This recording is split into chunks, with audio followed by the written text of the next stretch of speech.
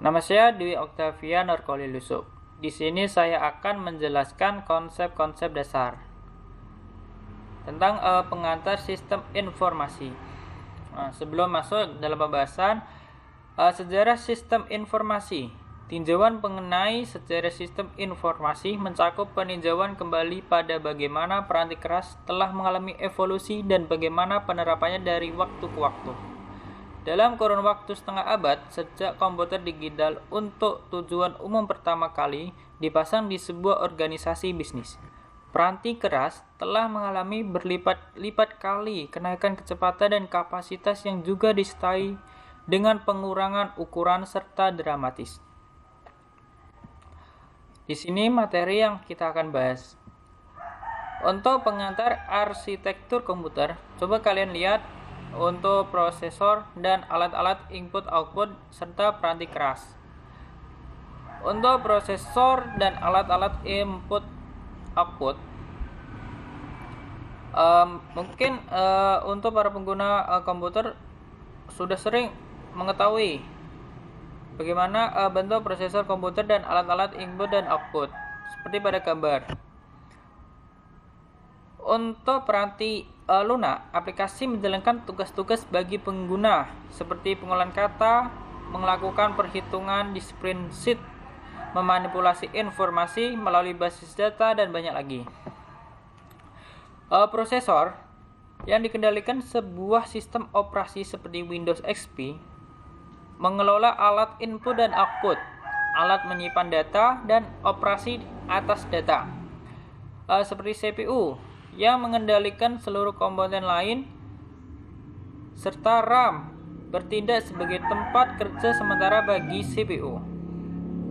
Semakin besar area kerja, maka akan semakin cepat CPU menyelesaikan tugas-tugasnya. CPU dan RAM terdapat pada motherboard sebuah komputer, papan sirkuit yang menjadi tempat terhubungnya semua sarana. Untuk peranti keras di sini terdiri dari adanya CD-ROM, USB flash drive, dan hard disk yang juga disebut sebagai hard drive. Adalah alat-alat untuk menyimpan data, namun berbeda dengan RAM. Mereka menawarkan penyimpanan data secara permanen dan bukan sementara. Alat-alat ini seperti pada gambar tersebut untuk digunakan bersama-sama dengan keyboard, monitor, mouse, dan printer. Komputer mikro akan dapat digunakan untuk mendukung pengambilan keputusan manajerial. Selanjutnya, pengantar arsitektur komunikasi. Di sini terdapat modem dan nirkabel. Untuk modem adalah sebuah alat peranti keras yang memodulasi sinyal digital dari sebuah komputer, baik itu mati maupun hidup, seperti sebuah saklar lampu, ke dalam sinyal analog atau suatu gelombang kontinu, misalnya bunyi suara, atau sebaliknya. Untuk nirkabel, semua komputer pasti menggunakan nirkabel. Misal komputer di rumah dapat menggunakan sebuah modem yang tersambung ke sambungan telepon yang memiliki kecepatan 56.000 bit per detik atau 56 kbps, atau ke sambungan TV kabel yang memiliki kecepatan hingga sampai 2 juta bit per detik atau 2 MB per ps. Jaringan nirkabel yang paling umum saling bertukar data pada kecepatan 11 juta bit per detik atau 11 Mbps, tetapi dengan kemampuan yang dapat mencapai kecepatan hingga 54 Mbps. Jaringan komputer di dalam sebuah perusahaan seringkali memiliki kecepatan antara 10 hingga 100 Mbps. Untuk evolusi di bidang aplikasi komputer, di sini terdiri dari sistem fisik, sistem virtual, sistem terbuka, dan sistem tertutup. Untuk sistem fisik adalah perusahaan terdiri atas sumber-sumber daya berwujud, misalnya bahan baku, karyawan, mesin, dan uang. Sedangkan sistem virtual terdiri dari sumber daya informasi yang digunakan untuk mewakili sistem fisik. Contohnya, sebuah ruang penyimpanan persediaan yang menyimpan barang-barang persediaan berupa sistem fisik dan file induk persediaan berbasis komputer adalah suatu sistem virtual yang mencerminkan sistem fisik. Untuk sistem terbuka, sistem yang berinteraksi dengan lingkungannya melalui aliran sumber daya fisik. Suatu sistem informasi juga merupakan sistem terbuka. Untuk sistem tertutup adalah sistem yang tidak berkomunikasi dengan lingkungannya. Sistem yang benar-benar tertutup tidak akan berinteraksi dengan konsumen, manajer, atau siapapun, dan tidak menjadi perhatian dari pengembangan dan pengguna sistem informasi. Untuk sistem pendukung pengambilan keputusan, atau disebut juga dengan DSS. Sistem ini adalah suatu sistem untuk membantu semua manajer atau sekelompok kecil manajer memecahkan suatu masalah. Misalnya DSS yang dirancang untuk membantu seorang manajer penjualan menentukan tingkat komisi terbaik bagi para tenaga penjualnya.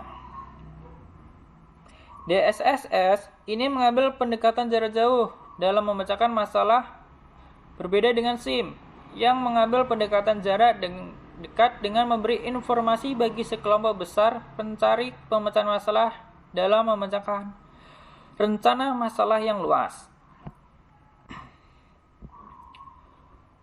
Manajer sebagai pengguna sistem informasi. Sebelumnya, untuk pengguna pertama output komputer ini yang pertama adalah karyawan. Untuk manajer sendiri, manajer ini adalah individu.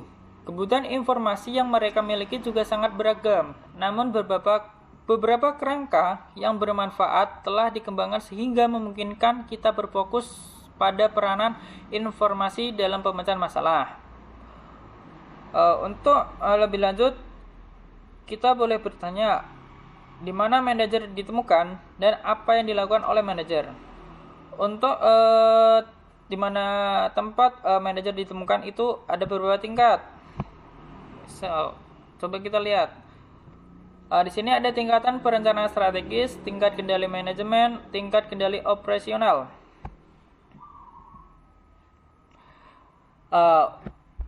Untuk lebih lanjutnya, apa sih tingkat perencanaan strategis? Yaitu para manajer di puncak hierarki organisasi seperti presiden dan wakil presiden, seringkali disebut sebagai sebut. Untuk tingkat kendali manajemen, manajer ini berada di tingkat menengah, seperti manajer regional, direktur produk, dan kepala divisi. Untuk tingkat kendali operasional, di sini manajer ini berada di tingkat paling rendah, bertujuan untuk menyelesaikan rencana yang ditentukan oleh manajer tingkat yang lebih tinggi. Di sini adalah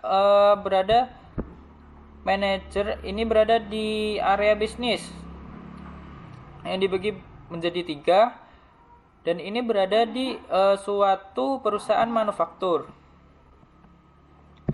Untuk pemecahan masalah dan pengambilan keputusan, ini hasil dari aktivitas pemecahan masalah adalah solusi.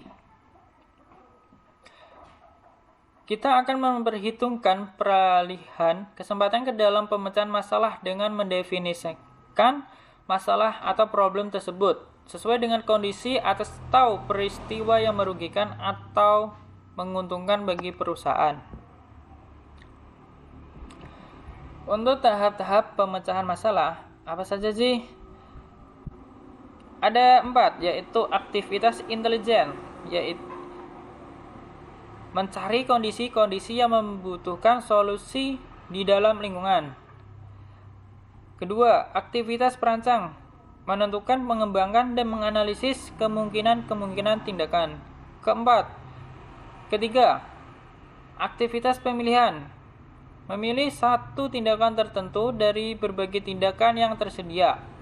Kelima, aktivitas peninjauan, yaitu menilai pilihan-pilihan masa lalu. Cukup sekian dari presentasi saya. Wassalamualaikum warahmatullahi wabarakatuh. Terima kasih.